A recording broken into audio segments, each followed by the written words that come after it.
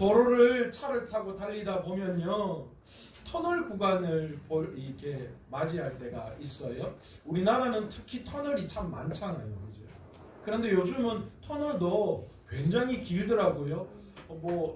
대한민국에서 제일 긴 터널이 10km가 넘는데요. 10.731km인가 뭐 그렇다고 그러던데, 예전에 제가 부산에서 포항을 갈 때도 그때도 한 7km 정도 되는 그런 터널을 지난 적이 있습니다. 처음에 터널 입구에 들어가면요, 한참을 달려도 끝이 안 나오더라고요. 그래서 야, 옛날에 그 무슨 영화에 보면 터널이 무너지면 어떻게 빠져나올까 그런 공포도 생기곤 하는데, 그런데 여러분 놀라운 것은요, 그 터널이 시작점이 있으면 반드시 빠져나오는 끝점이 있고, 그 끝점은 새로운 도로로 연결되어지는 연결고리 역할을 하더라라는 것이죠. 그 끝에는, 그 터널 깊은 끝에는 새로운 길이 시작되는 모양을 우리는 늘 운전하면서 발견합니다. 세상의 모든 끝은 그래서 항상 새로운 시작점과 맞닿아져 있는 것 같습니다. 길고 긴 초등학교 6학년 시간을 보내고 나면 그것이 끝이 아니라 뭐예요? 중학교 과정이 기다리고 있고요.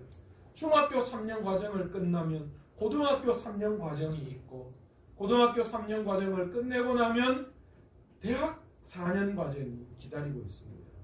그리고 대학 4년 과정이 끝나고 나면 이제 본격적으로 세상을 향하여 나아가 직장 생활이라는 것을 해야 하는 새로운 시작을 맞게 됩니다.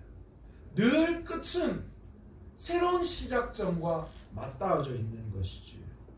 그래서 끝은 또 다른 시작임을 우리는 깨달을 수 있습니다.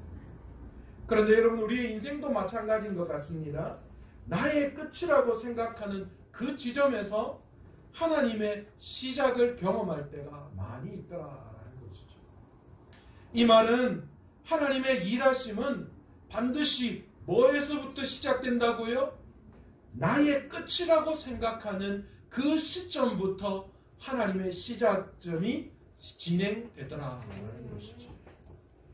지난주 우리는 브루네 시대를 타고난 갈대상자에 버려졌던 모세 이야기를 잠깐 나누었습니다. 모든 부모가 똑같은 마음일 거예요. 내가 낳은 자식은 내 손에 키우는 것, 그래야 제대로 잘 클 것 같은 그런 느낌이 드는 게 사실이에요.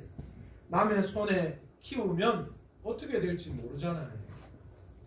그런데 남의 손도 아니라 그 아이가 베이비 박스와 같은 그곳에 버려졌다. 우리가 만약에 그렇게 생각한다면 그 부모는 참 견디기 힘든 고통과 어려움일 것입니다. 모세의 부모도 마찬가지였지 않았겠어요? 그 아이를 나일 강가에 떠나보내야 했던 그 모세의 부모의 마음은 이루 짐작하지 못할 아픔이 있었을 것입니다. 정상적인 가정에서 정상적으로 자라야 건강한 성인이 될 수 있는데 그렇게 하지 못했다. 그러면 당연히 힘들고 어려움 중에 있을 수밖에 없는 모세였지만 우리는 다시 한번 반문할 수 있습니다. 만약 모세가 그렇게 나일 강가에 버려지지 않았다면 어떻게 되었을까라는 것이죠. 과연 하나님이 모세와 함께 하시고 모세는 하나님이 함께 하시는 그것을 경험할 수 있었겠는가라는 것이죠. 애굽의 왕 바로는 기하급수적으로 늘어나는 히브리인들을 억제하기 위해서 모든 사내 아이가 태어나면 나일 강가에 던져 죽일 것을 명령했습니다. 이런 배경 속에서 태어난 모세, 당연히 모세도 나일 강가에 던져져야만 했습니다. 그런데 모세의 부모는 모세를 죽이지 않고 석 달 동안이나 숨겨 놓았다. 그렇게 성경은 말씀하고 있습니다. 왜 그랬을까요? 사실 참 어려운 또는 어리석은 질문이기도 합니다. 어느 부모가 왕의 명령이라고 자기 속으로 낳은 자식을 쉽게 버려버릴 수 있는 자식이 어디 있겠어요? 부모가 어디 있겠어요? 그래서일까요? 모세의 부모는 그 아이를 석 달 동안이나 숨겨 놓았습니다. 당연히 부모의 본능적인 사랑 때문이라고 이야기할 수 있습니다. 그런데 이 사실을요, 히브리서 11장 23절에서는 뭐라고 이 대목을 설명하고 있느냐 하면, 믿음으로 모세가 낳았을 때에 그 부모가 아름다운 아이임을 보고 석 달 동안 숨겨 왕의 명령을 무서워하지 아니하였으며 라고 이야기합니다. 여러분, 우리가 잘 알고 있는 히브리서 11장은 무슨 내용을 담고 있습니까? 믿음에 대한 내용, 믿음의 조상들을 열거하면서 그들의 믿음에 대한 언급을 하고 있는 장입니다. 그래서 우리가 너무나도 잘 알고 있다시피 에녹, 노아, 아브람, 이삭, 야곱, 요셉, 쟁쟁한 믿음의 선조들이 하나하나 이 히브리서 11장에 소개되어지고 있어요. 그런데 갑자기 모세 이야기를 하기 전에 성경은 이 히브리서 11장에 와서 모세의 부모에 대한 이야기를 본문에 끼워 넣고 있음을 우리는 알 수 있습니다. 특별히 다른 것보다 모세의 부모가 모세를 숨겨 키웠던 이유를 말하고 있죠. 성경은 모세의 부모가 모세를 살렸던 이유를 단지 자식에 대한 부모의 본능적인 사랑 때문이 아니었다라고 말하는 거예요. 만약 그렇다면 어떻게 될까요? 세상 모든 부모가 믿음에 대한 이야기를 할 때 다 기록되어져야 되겠죠. 그렇다면 모세의 부모는 왜 모세를 살려두었을까요? 우리는 반대적으로 질문할 수 있습니다. 왜 모세의 부모는 모세를 그렇게 갈대 상자에 담아 나일강에 놓을 수밖에 없었을까라는 질문입니다. 오늘 모세의 이야기를 하기 전에 성경 본문 1장에서는 당시 히브리 산파들의 이야기를 먼저 꺼내고 있습니다. 애굽 왕 바로가 그 산파들에게 명령하여 히브리 여인들이 아들을 낳을 때에 여자아이면 살리고 남자아이면 죽이라, 그렇게 명령을 내렸습니다. 그런데 이 산파들이 왕의 명령을 거역하고 남자아이들을 살립니다. 성경은 그 이유를 히브리 산파들이 하나님을 두려워했기 때문이다, 그렇게 이야기를 하고 있어요. 그리고 성경은 그들의 이런 행동을 일컬어 하나님을 경외했다, 그렇게 기록하고 있습니다. 여러분, 왜 히브리 산파들은 남자아이들을 죽일 수 없었을까요? 왕의 명령인데 그들이 하나님을 두려워했기 때문이라고 성경은 기록합니다.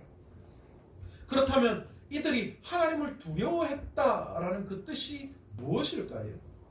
아무리 왕의 명령이지만 애꿎은 생명 하나, 어쩌면 그것도 하나님의 백성, 그 하나님의 백성의 생명을 죽이는 것, 그것은 옳은 일이 아니었다라고 생각했던 거예요.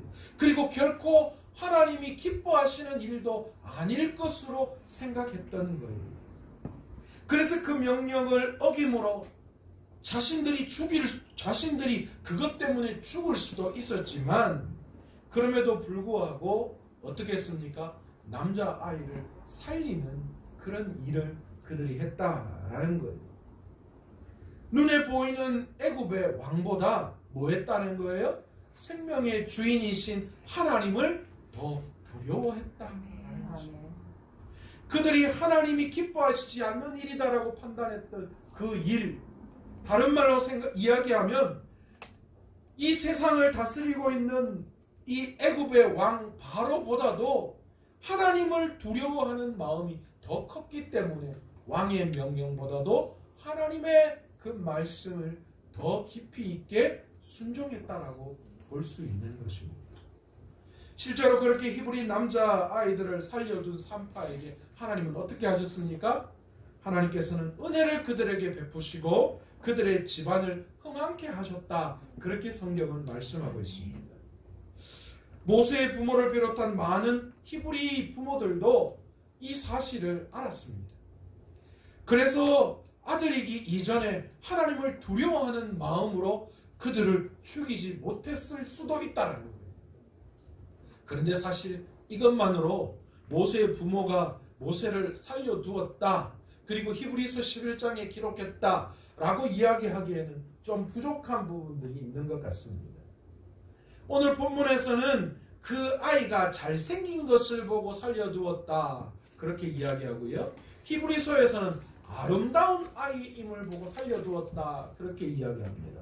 사실 이것을 문자적으로만 해석하면 참 이상하고 참 우스운 그런 이야기일 수도 있습니다.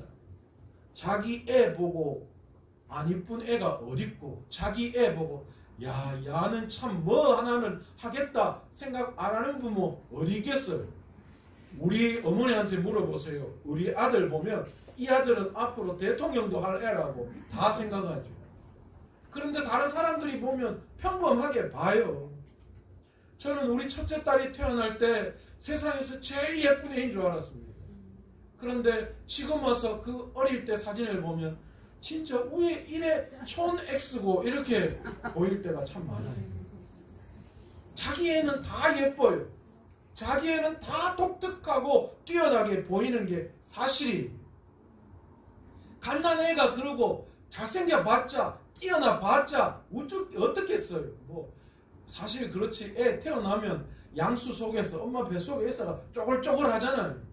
어떤 애는 막 머리가 새까맣게 태어나가지고 참 와 어떻게 머리가 이렇게 많노 할 수도 있고, 또 어떤 애는 쌍꺼풀이 막 탁 지고 태어나가지고 아이고 야 쌍꺼풀 봐라 라고 그렇게 보일 때도 있지만, 그런데 대부분 그 애를 보면 거의 거기서 거기에요. 다 예쁘고 귀엽고 사랑스러워요. 그러니까 오늘 이 그냥 말씀을 문자적으로만 해석하면 이걸 도대체 얼마나 잘생겼길래 아이를 죽이지 않고 살려두었나 그렇게 생각할 수도 있어요.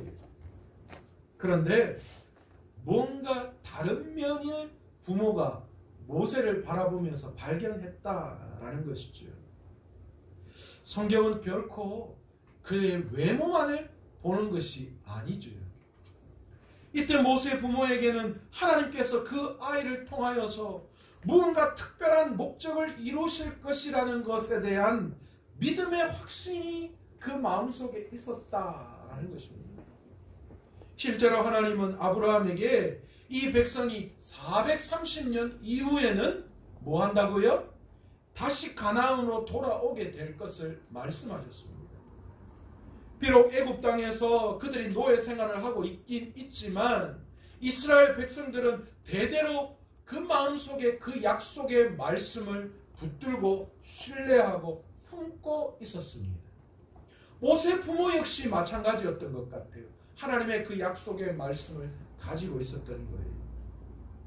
더욱이 이 유대인 역사가였던 요세푸스는 하나님께서 모세의 아버지 아브라함에게 꿈에 나타나셔서 그 기도의 응답으로 모세가 살 것이고 애굽에서 히브리인을 구원해낼 구원자가 될 것을 확인시켜 주셨다. 그렇게 이 역사가 요세푸스의 글에 기록되어져 있습니다. 그런데 사실은 뭐 이거는 성경이 아니니까요. 성경에 기록되어지지 않는 이야기니까 우리가 그것을 맞다라고 이야기할 수는 없지만, 그러나 충분히 신빙성이 있는 내용임에는 틀림없는 것 같습니다. 이 대목을 칼빈도 이렇게 이야기했습니다. 그 아이의 외적 수려함이 그들을 감동시킨 것이 아니었다. 오히려 아이에게는 미래의 탁월성을 나타내주는 어떤 표식이 있어서 그 아이가 보통 아이가 아니라 약속을 수반한 아이임을 증거해 주었다. 그러니까 외모가 아니라는 거예요. 그의 모습 속에 하나님이 그를 향한 계획하심이 분명히 있었고, 이 모세의 부모는 그것을 모세를 통하여 보았다라는 것이죠. 그래서일까요? 사도행전 7장 20절에 스데반은 똑같은 이 사건을 어떻게 이야기하고 있느냐. 그때 모세가 낳는데 하나님 보시기에 아름다운지라 그의 아버지의 집에서 석 달 동안 길러졌고 관점이 지금 바뀌어지는 그런 모습을 볼 수 있어요. 스데반은 지금 뭡니까? 부모의 관점이 아니라 하나님의 관점에서 모세를 보았던 거예요. 어린 모세를 보았던 거예요. 그런데 그 어린 모세가 뭐 했던 거예요? 하나님이 보시기에 아름다웠다. 그런데 하나님은 외모를 보시는 분이십니까? 아니죠. 그 중심을 보시는 분이시고 하나님의 계획함을 우리를 통하여 보시는 분이시죠.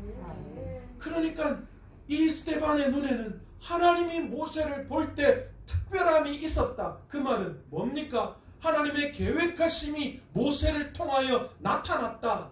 그 계획이 하나님의 손에 모세를 통하여 있다. 그것을 말씀하고 있는 거예요.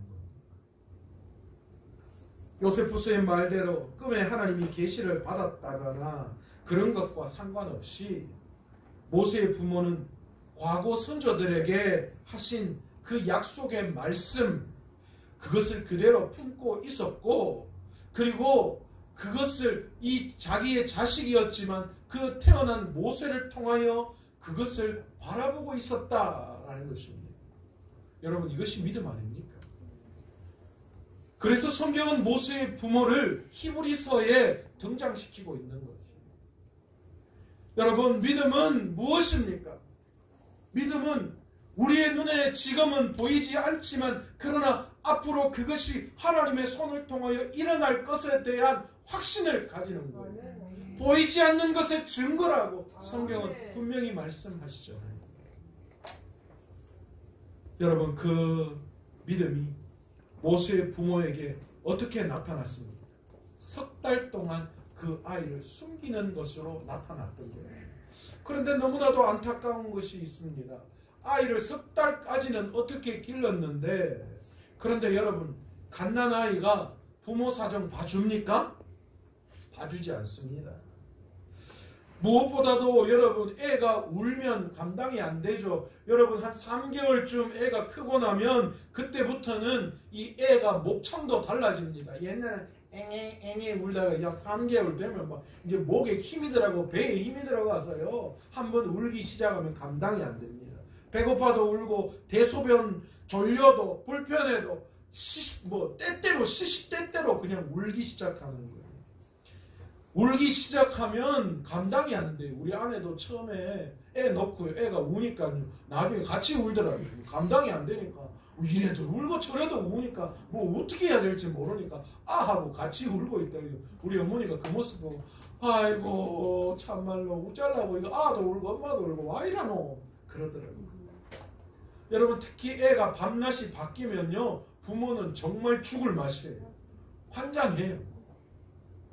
여러분, 모세의 부모가 모세를 석 달 동안 키웠는데, 성경대로 하자면 모세가 다른 애들보다도 뭔가 비범함이 있다 그러잖아요. 비범함이 있는 애는 목소리부터가 다를 거 아닙니까? 아마 울어도 그냥 쩌렁쩌렁 했을 거예요. 그런데 여러분, 지금 어떤 명령이 내려져 있는 상황입니까? 모든 히브리 남자아이는 나일강에 버려야 한다, 나일강에 던져야 한다라는 명령이 내려진 상황이에요. 그렇다면 그 상황을 틈타서 그렇게 하지 않는 사람을 고발하거나 찾아내는 그런 눈들이 있을까요, 없을까요? 있겠죠. 우리나라 파파라치 무슨 파파라치들이 많잖아요. 저도 제가 지난번 말씀드렸죠. 제가 실수로 신호등이 우회전하는데 우회전 신호가 있는지 없는지 제가 그때 몰라서, 우회전은 당연히 보고 할 수 있는 거니까 했는데 나중에 보니까 그 위에 신호등이 있더라고요. 우회전도 신호를 보고 해야 된다 그렇게 했는데 제가 그거 신경 안 쓰고 하다가 파파라치에 찍혀가지고 벌금을 무려 6만 원을 낸 적이 있습니다. 지금도 좀 속이 좀 상하는데. 여러분, 우리나라 요즘 또 이거 마스크 안 쓴 사람들 또 이렇게 이 사회적 거리두기 안 하는 거 찍어서 고발하는 그런 사람도 있다 하잖아요. 이 당시에도 그런 사람 없었을까요? 애들 울음소리가 히브리 노예의 집에 나면 저건 뭐야? 그리고 당장이라도 잡아서 엄청난 일이 일어날 수 있는 그런 상황 속에 있었습니다. 그런데 범상치 않은 아이의 울음소리가 계속 들린다. 자칫하면 어떤 일이 일어날 수 있어요? 모세 그 아이 하나뿐만이 아니라 그 가정 전체가 몰살당할 수 있는 그런 위기 가운데 놓여져 있다라는 것입니다. 히브리 기자는 바로 모세의 부모님들이 그 같은 행동 역시 믿음 안에서 말미암았다 그렇게 기록하고 있어요. 3개월 동안 그 위기 속에서 그 아이를 키웠는데 그런데 이제는 더 이상 키울 수 없는 상황을 맞이했다라는 거예요. 자식을 향한 부모의 사랑 놀랍죠. 그러나 그럼에도 불구하고 이제는 그 아이를 더 이상 키울 수 없는 상황이 되었던 거예요.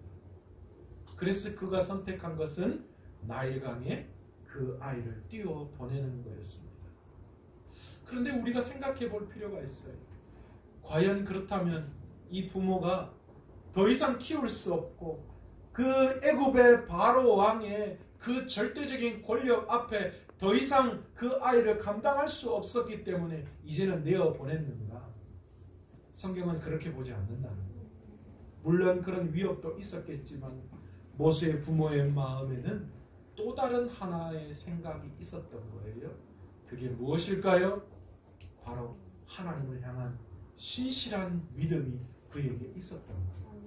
하나님은 그 자식을 통하여서 하나님의 계획하심을 분명히 이루실 분이시라는 것에 대한 확신이 모세의 부모의 마음속에 있었던 거예요. 그래서 그 모세를 어떻게 했습니까? 갈대 상자에 넣어서 그 갈대 상자를 나일강에 띄워 보낼 수 있었던 것입니다. 그 아이를 버린 것이 아니에요. 하나님의 손에 이제 맡긴 거예요. 우리는 그것을 무엇을 통하여 알 수 있습니까? 모세의 누이가 그 모세가 그 갈대 상자에 떠내려가는 것을 그 누이가 주목하고 보고 있는 대목에서 우리는 그 사실을 알 수 있는 거예요. 만약에 부모님이 그 모세를 이제 더 이상 키울 수 없어서 이제 그냥 너 그냥 가서 죽어라 라는 마음으로 그냥 떨쳐 뛰어 보냈다면 굳이 그 누이가 그 모세가 어떻게 되는지 볼 이유가 없잖아요. 그것으로 끝이잖아요. 버린 자식을 뭐 어떻게 될지 더 이상 무슨 미련을 가지고 보겠어요. 그러나 부모가 그 누이를 통하여서 그 상자가 어떻게 되어지는가를 계속 주목해서 보고 있는 것으로 볼 때 하나님이 어떻게 이 모세를 그 위기와 상황 속에서 하나님의 계획으로 이끄시는지에 대한 믿음의 확신이 부모에게, 모세의 부모에게 분명히 있었다라는 것을 우리는 미루어 짐작할 수 있습니다. 사랑하는 성도 여러분, 어떻게 보면 오늘 본문이 자식을 향한 부모의 사랑 이야기라고 볼 수 있습니다. 하지만 성경은 모세의 부모들이 보여준 행동 그 자체가 철저히 믿음에서 비롯되어졌다라는 것을 우리에게 보여주고 있습니다. 과거 하나님께서 약속하신 약속을 이룰 것에 대한 믿음이었죠. 이제 때가 되어 그 백성을 가나안으로 들이시고자 하시는 약속, 과거 선조들은 그것을 보지 못하고 죽었지만 이제 드디어 그들은 그것을 볼 수 있는 기회를 삼을 수 있었다라는 것입니다. 결과는 어떻습니까? 하나님은 그들의 믿음을 보상하셨습니다. 모세가 죽지 않았어요. 아니 죽지 않은 정도가 아닙니다. 바로의 공주에게 발각되었어요. 그래서 그 이후에 40년 동안 바로의 왕궁 궁정에서 살도록 그렇게 하나님은 인도해 주셨어요. 여러분, 애굽이 어떤 나라입니까? 당시 이집트는 세상의 중심이었고 모든 문물의 중심이었어요. 그곳에서 지금 모세가 어떻게 했던 거예요? 그곳에서 왕궁의 교육을 받으면서 이집트의 교육을 그대로 답습할 수 있었던 거예요. 만약에 나일강에 버려지지 않았다면 모세는 지금 어디에 있어요? 히브리 노예로 그냥 평생 공부도 제로 못하고 그냥 벽돌이나 쌓는 그냥 피라미드나 만드는 그런 일에 내어버려질 사람이었어요. 그러나 하나님은 그를 그렇게 하시지 않았던 거예요. 하나님께서는 하나님의 섭리와 뜻 가운데 모세의 부모인 아브람과 요게벳의 믿음을 그렇게 보상해주고 계심을 우리는 말씀을 통해 볼 수 있습니다. 여러분, 본문에 나오는 이 갈대 상자라고 이야기할 때 이 상자라는 단어는 노아의 방주를 말할 때에 함께 이 단어가 사용되어졌는데 성경에 딱 두 곳밖에 사용되어지지 않았어요. 갈대 상자를 말할 때와 노아의 방주를 이야기할 때. 이 말은 다시 말해서 무엇을 뜻합니까? 한마디로 하나님의 구원의 도구가 바로 갈대 상자였고 노아의 방주였다라는 것을 우리는 볼 수 있습니다. 비록 연약한 갈대 상자이지만 하나님은 생명을 구할 방주로 모세에게 그리고 또한 우리들에게 그것을 사용하고 계시는 줄로 믿습니다. 노아가 하나님의 말씀을 받고 생명을 구할 방주를 만들었듯이 모세의 부모 역시 그 마음으로 상자를 만들었던 것입니다. 하나님이 모세를 구원해 주실 거예요. 하나님이 그 계획을 이루실 거예요. 노아가 쨍쨍 비오지 않는 그 수십 년, 100년이 넘는 세월 동안 사람들의 손가락질 속에서 방주를 만들면서 그 방주는 하나님의 구원의 손길임을 그가 인식하고 만들었던 것처럼 말입니다. 세상의 모든 것을 내려놓는다는 것, 사실 그것은 참 어렵습니다. 그것은 하나님의 일하심의 그러나 시작점임을 우리는 알아야 합니다. 나의 끝이 하나님의 시작이 되는 것을 우리는 인정할 수 있어야 합니다. 그래서 세상을 내려놓는 것은 모든 것을 포기하고 절망하는 순간이 아니라 새로운 하나님의 일하심을 보게 되는 희망의 순간이 되는 것입니다. 아멘. 그리고 이때 우리가 세상을 내려놓을 수 있는 이유는 하나님을 신뢰하기 때문입니다. 하나님께서는 결코 우리를 실망시키시는 분이 아니시기 때문입니다. 아멘. 지난주 우리는 내 인생 왜 이래 라고 하는 푸념의 제목의 말씀을 나누었습니다. 그러나 이 푸념은 우리의 잘못된 생각이었다. 내 인생 왜 이래가 아니라 여전히 하나님은 세상의 모든 끈이 끊어져 버린 우리의 인생을 하나님의 끈으로 끝까지 인도해 주시는 분이심을 우리는 지난주 말씀을 통하여 알았습니다. 아멘, 아멘. 하나님께서는 지금도 우리를 주목하고 계시는 분이신 줄로 믿습니다. 아멘. 그것이 희망이고 우리의 새로운 시작입니다. 그래서 우리는 애써 세상 속에서 내가 어떻게 해보려고 몸부림 하는 것이 아니라 과감히 세상을 내려놓을 수 있는 거예요. 왜냐하면 하나님이 살리시기 때문이죠. 아멘. 하나님이 일하시기 때문이죠. 아멘. 하나님은 당신의 계획을 위대하게 이루시는 분이시기 때문입니다. 아멘, 아멘. 그래서 우리는 이렇게 말할 수 있습니다. 거봐, 뭔가 있잖아. 세상 사람들이 우리를 보면서 조롱하듯 그 뭐 있는데 니 그렇게 애쓰고 그렇게 시간을 보내고 물질을 사용하고 그러느냐? 뭐가 있는데 내가 보니까 아무것도 없다.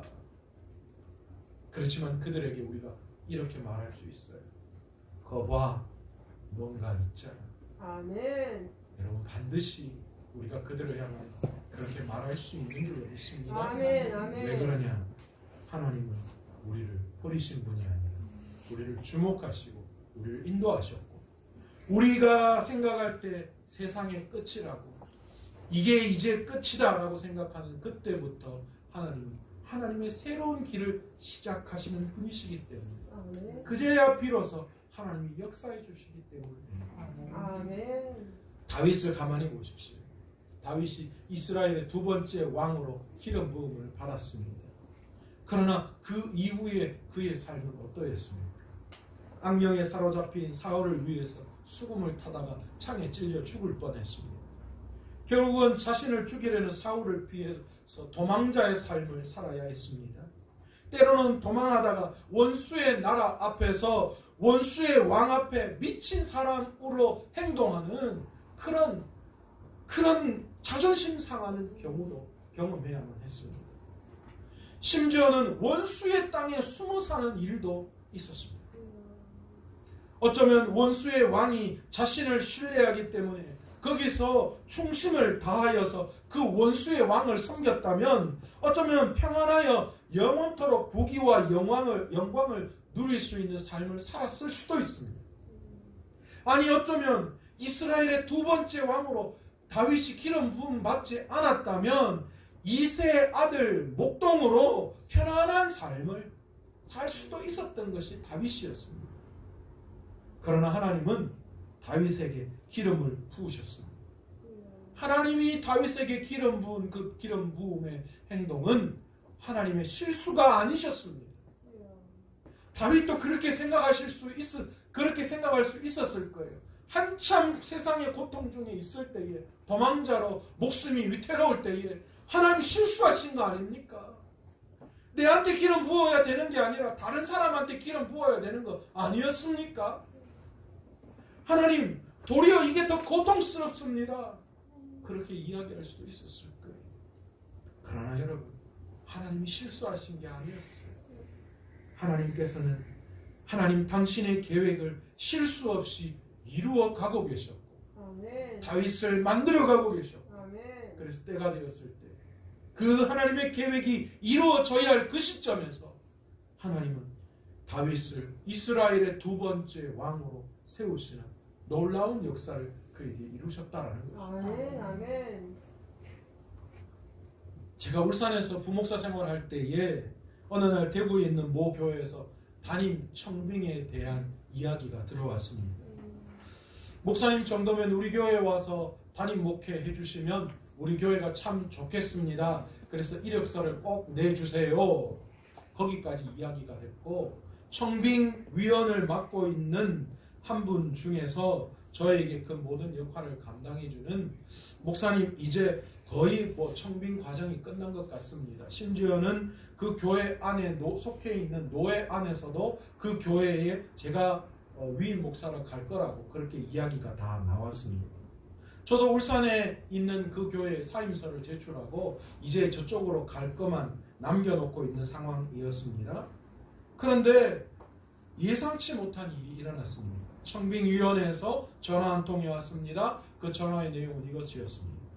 목사님, 죄송하지만 선임 장로님께서 청빙 조건 중에서 목사님 나이와 우리 교회가 청빙하려는 그 청빙 조건의 나이가 맞지 않는다고 문제를 삼으셨습니다. 그때 제가 43인가 그랬는데 청빙 조건이 45부터였어요. 그러니까 한두 살이 모자란 거예요.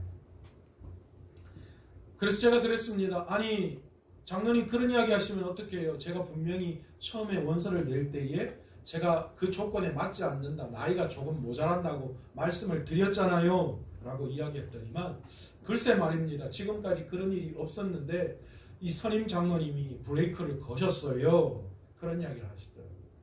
나중에 보았더니만 이 선임 장로님이 따로 택해 놓은 목사님이 계셨어요. 결국은 그 목사님이 그 교회를 담임하게 되셨어요.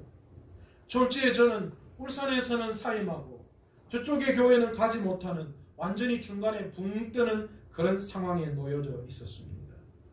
정말 난감했습니다. 사실은 여러분, 목회자에게 이 사역의 중간 공백이 있는 게 사실 그렇게 좋은 이야기는 아닙니다. 저의 이런 상황들을 다 듣고 싶어하는 사람들이 없잖아요. 그냥 이력서만 보니까요.